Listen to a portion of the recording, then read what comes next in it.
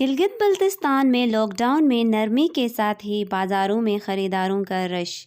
ایک طرف گلگت بلتستان میں کرونا وائرس کے مریضوں میں اضافہ ہو رہا ہے تو دوسری طرف لاک ڈاؤن میں نرمی سمجھ سے بالاتر ہے۔ اس کے باوجود نہ عوام SOPs پر عمل درآمد کر رہی ہے اور نہ ہی متعلقہ ادارے اس حوالے سے اپنی کارکردگی دکھا رہے ہیں، جس کے باعث گلگت بلتستان میں کرونا وائرس خطرناک حد تک بڑھ سکتا ہے۔ گلگت شہر کی سب سے بڑی اور مصروف ترین NLI مارکیٹ میں عید کی تیاریوں کے سلسلے میں خواتین، بچے اور نوجوان بڑی تعداد میں مصروف دکھائی دیے۔ اکثر دکانوں میں حفاظتی انتظامات نہیں کیے گئے تھے۔ دکانوں میں رش دیکھنے میں آیا جہاں پر خواتین پولیس اور سیکیورٹی کی کوئی انتظامات نہیں۔ عوامی حلقوں کا کہنا ہے کہ ایمرجنسی کی اس صورتحال میں SOPs کی خلاف ورزی کرنے والوں کے خلاف کارروائی کی جائے۔